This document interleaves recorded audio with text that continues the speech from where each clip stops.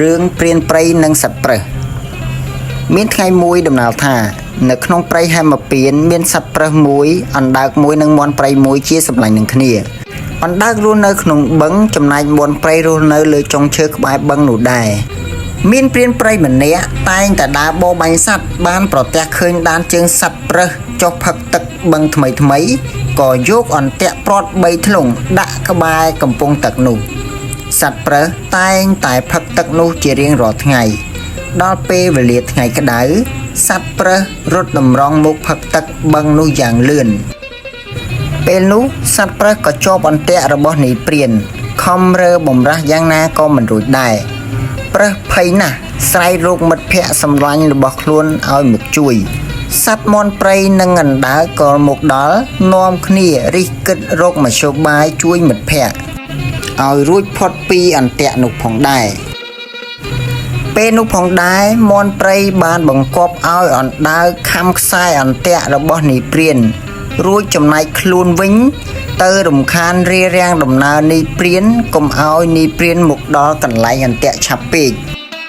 អណ្ដើកបារម្ភខ្លាំងណាស់ខ្លាចខំខ្សែអន្ទាក់មិនទាន់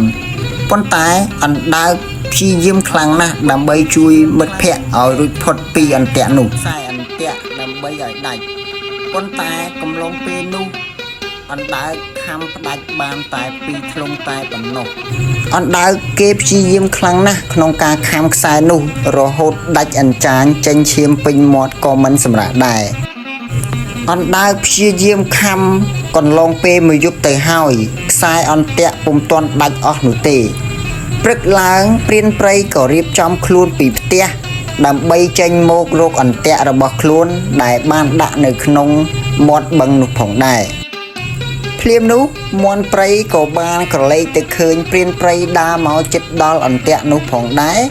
ខ្លួនគិតថាអណ្ដើកបានខំខ្សែនោះដាច់ទៅហើយក៏មិនបានរារាំងដំណើរនាយព្រាននោះទេខ្លួនក៏ប្រញាប់ហោះមកកន្លែងដែរមិត្តភ័ក្តិកំពុងតែជាប់អន្ទាក់នោះបែរជាក្រឡេកទៅឃើញអណ្ដើកពុំទាន់ខំខ្សែនោះដាច់ទេក្នុងចិត្តពិតព្រួយបារម្ភខ្លាំងណាស់ខ្លាចព្រានព្រៃមកដល់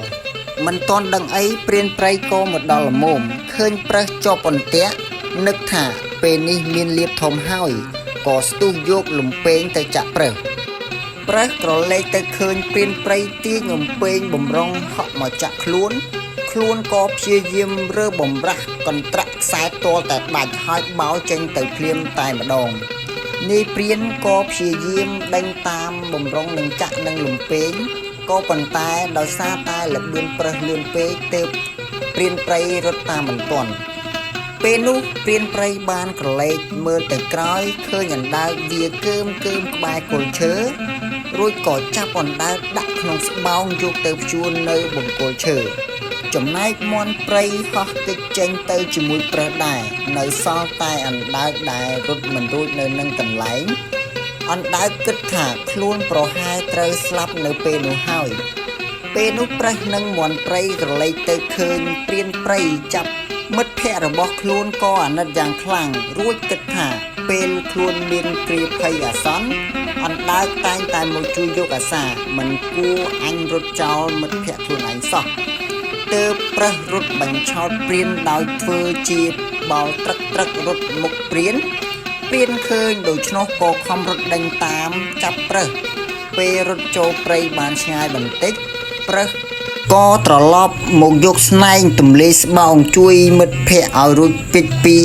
ក្នុងស្បោងព្រានព្រៃនោះកិច្ចខ្លួនបាត់ទៅព្រានព្រៃរត់ដេញប្រើសមិនទាន់ក៏ត្រឡប់មកយកស្បោងដែលដាក់អណ្ដើកនោះក៏ឃើញរហែកមិនឃើញអណ្ដើកនៅក្នុងក៏ត្រឡប់ទៅផ្ទះវិញយ៉ាងសោកស្ដាយចំណែកប្រើសអណ្ដើកនិងមាន់ព្រៃបានរស់សុខសាន្តជុំគ្នានៅក្នុងព្រៃនោះដោយគេចពីគ្រោះថ្នាក់ដោយសារតែកម្លាំងសាមគ្គីរបស់ពួកគេទាំង3នាក់